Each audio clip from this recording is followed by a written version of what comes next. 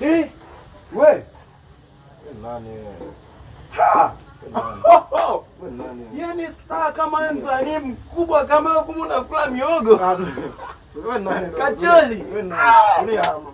Maisha magumu. Maisha ya kweli, maisha ya kweli, tulia, maisha ya kweli. Sasa ndio unakula masosi.